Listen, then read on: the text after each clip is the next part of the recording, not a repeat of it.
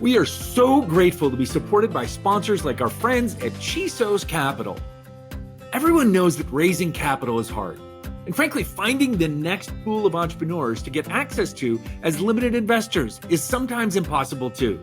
Do you have a big idea, a dream you're building, but you're struggling to find early funding? Well, Chisos is changing the game for founders, creators, athletes, and investors. Whether you're launching a startup, growing your creative brand, or training for the big leagues, Chisos backs you. Chisos uniquely invests up to $100,000 in people, not just products, whether they be entrepreneurs, creators, or even athletes. With their unique CISA model, convertible income share agreements, founders get flexible funding without giving up equity or ownership, and investors get attractive returns and great upside with less risk. Chisos works for both investors and the people bringing our world to life. If you're seeking access to a truly diverse pool of deals, or you're someone who feels overlooked by the VC game, Chisos is ready to back you. So apply now at chisos.io. We are so grateful to be supported by these community champions: Sales MD, Team Friday, Realist Lab, Kiana Patterson, Diego Chavez, Jer Boucher, Heather Ryder, Janine Sua, Lily Roca, and Steve Kernan. Hey, it's me. It's Friday, August 15th, and that means it's time for a little bit of stoppage time between the end of our Friday and the beginning of our weekend.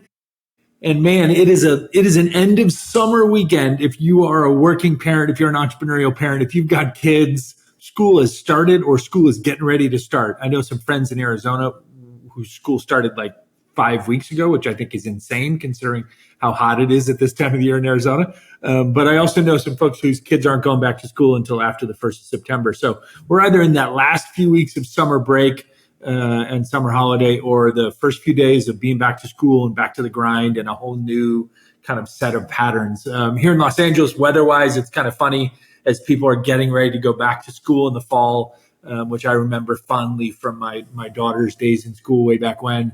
Our weather tends to kick up because our hottest time of the year in our region here is kind of August, September, October, maybe middle of August or middle of July through the middle of October. So we're kind of in our summer weather, even though we're in the fall period of the year. And that it's always a fun time to kind of reassess, reinvent, think anew about what's to come, reflect upon what has been so far in the year. In my world, August can sometimes be a bit of the quieter time of the year in our recording interview schedules, because a lot of our guests, no matter where they come from around the world, are away on holiday or they're prepping for return to school, as I mentioned. So in my case, this couple of weeks, this month in August, the kids and baby Leo are away on their August vacation. My family down in Orange County is kind of back to school or getting ready to start back to school, the girls next week. And so it's a bit quiet in my world in that sense. Of course, that just means I got lots of time for long walks on my own, a couple of long hikes on the weekends. And then, of course, lots of work here at the kitchen studio table, working on new episodes, working on our 2 new show productions that we have from the studio side of our business, which is a pretty exciting update from even last week's episode of Stoppage Time when we only had 1 pre-production show committed. And then, of course, I'm always kind of continuously working on our sponsorship and our studio production sales process and follow-ups. But it's also a bit of a quiet time, and it gives me a chance to kind of grow out the summer beard, which if you're watching this on our YouTube channel, you can see that I get to grow out, not shave for a couple weeks when I don't have to be in front of the camera, except to talk to you guys. And no offense to you guys, but I don't feel like I have to shave and get all prettied up to talk to you. I reserve that for our guests on the Entrepreneurial Thinker Show. But what this week really got me thinking about, honestly, was just a lot about success. And what is success, right? How do we define success? Or even more so, how do we define success against its opposite, its sibling, failure? And how do those emotions kind of play into the journey of all of us as entrepreneurs?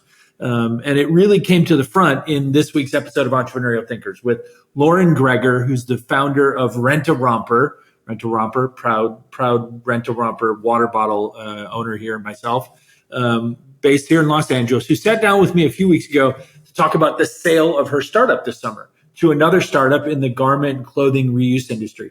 We talked about what that meant to her to exit her company, what it meant to sell your company to another company in your space.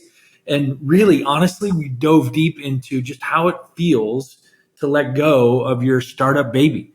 And in that process, we kind of really got into unpacking the emotions behind how both the entrepreneurial industry and kind of maybe society at large related to business and business people define or talk about success or failure, or even just maybe the perceptions of success and or failure that every entrepreneurial deals with. It's a fascinating conversation. I really, really hope that every entrepreneur, especially an investor in our community, takes the time to listen to it, because there's so many amazing lessons that you can pull away from this conversation.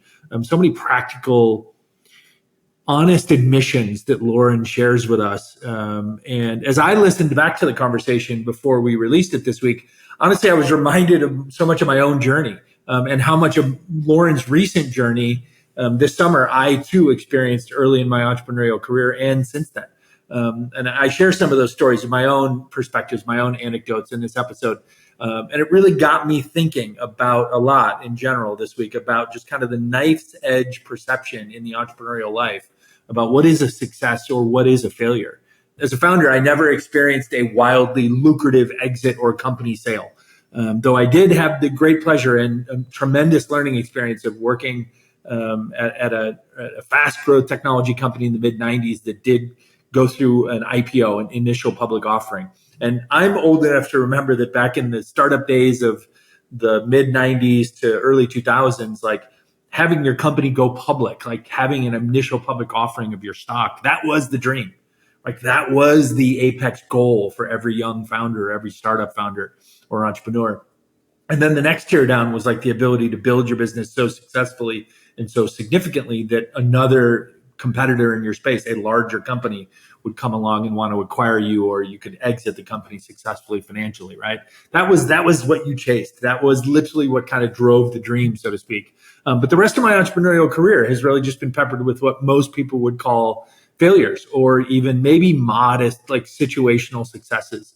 And the fascinating part that I kind of came to recognize in the mirror this week as I was re-listening to the conversation with Lauren was that a younger me would have recoiled at even typing that sentence about mostly failures and maybe some modest situational successes, because I would have felt like I was admitting that I was a loser or a failure. And what I now realize at my age and stage in life is that the cliche that it's all about the journey, not the destination, really is true. And frankly, I think it's actually the real definition of any startup founder or entrepreneur's life, is that it really does wind up reflectively being all about the journey. So the faster that we can help people to realize that, the more that we as a startup or entrepreneurial support industry can help to educate people about that truth, that it really is all about the journey and not necessarily some mythical endpoint destination. The better we all will be. And Lauren touches on some of that through her own journey, talking about early moments throughout her first-time founder, solo founder journey, where she found herself wondering about her own definitions of success or progress versus what she was being told, or the paths that she was being suggested were the only paths to go down. I can speak comfortably and proudly now about my own failures because I've come to realize through tens of thousands of hours of conversations with tens of thousands of entrepreneurs all across the world over these last 15 years that like the 99th percentile of us never experience a life-changing financial sale or exit from our businesses. The vast majority of us as entrepreneurs shut down, quit, are fired from, sell off, or close and pay down the debts of our once grand startup illusions, our once amazing startup businesses that we envisioned and that we put all of ourselves into building to some point. Everybody at some point or another, almost exclusively everybody in the entrepreneurial life, is faced with the types of decisions that Lauren was faced with this summer. And she gives us a couple of great takeaways. So I'm just going to highlight three of them. And then again, I'm just going to drive you back to the episode and really, really encourage you to go take in the fullness of the conversation in context. But she really reminds us of a couple of things. One, she realizes that she wasn't defined by her startup. And in fact, she's really defined by the totality of her life experiences and her professional experiences, which happen to include her startup era. Two, she learned that building a community is really crucial and as early as possible. Right. And then three, she learned what we've just alluded to here, right? Which is that defining success means defining success to you and your family. What does it mean to you and your family? That's much more important than worrying about how others around you define success for you. It just so happens, funny this week, how things happen. Like, people in my life don't know that that's the episode that's going to come out, or this is the conversation that's on my mind. But I've been trusted by a couple of mentees, a couple of young folks that have reached out to me, fellow entrepreneurs, who've asked me if they could share some of what's going on in their lives. And it just happened to have been rooted in this, like, these discoveries around failure and success, these desires to share kind of an interest in finding more purpose in their work. Maybe like the startup that they thought they were passionately, deeply interested in really isn't the thing that they're interested in anymore. And then what to do, right? How to shut that down, how to shut down a business to pursue something that they care more about, or that they see more acutely, or that they just want to do differently, or even how to go about shutting down a business or running a business while pursuing a day job to stabilize their lives financially or just emotionally. And the reality is that, like, our startup world, as I said, puts so much of its energy into dream chasing and fantasies of life-changing wealth and executive privilege that far too many folks who enter the arena filled with excitement and talent and boundless optimism wind up leaving really disillusioned and saddened, or even broken in some ways. And far too often, frankly, blaming themselves as if they were some sort of a failure. And this carries with folks for years, sometimes forever. And I talk about that in this conversation with Lauren. So for Lauren and I, if this conversation can do anything to diffuse some of those worries, to help break down some of those misbeliefs, like, we're grateful to have had it and shared it with you in our feeds. And so I, again, strongly really encourage you this week. Like, I'm working my butt off over here. I'm not trying to build some crazy, fantastical thing that's going to have an initial public offering someday, or is going to be acquired by some mega massive media company for life-changing amounts of money. I'm trying to build upon things that I am good at. I'm trying to build upon things that I love doing, which is to help other people tell stories, that tell stories of their businesses, their brands, their companies, and or just themselves, their communities, to tell our own stories, to talk to the brightest, most inspirational, deep thinkers, entrepreneurial thinkers, as we call them, who can help me address the things in this life across every sector and segment of society and industry that I am curious about, that I know we face huge challenges in, or that there are huge opportunities in. And I'm trying to do that in such a way that it lives up to my having implored myself to try to find a way last year in 2024, to try to find a way to make a living doing this.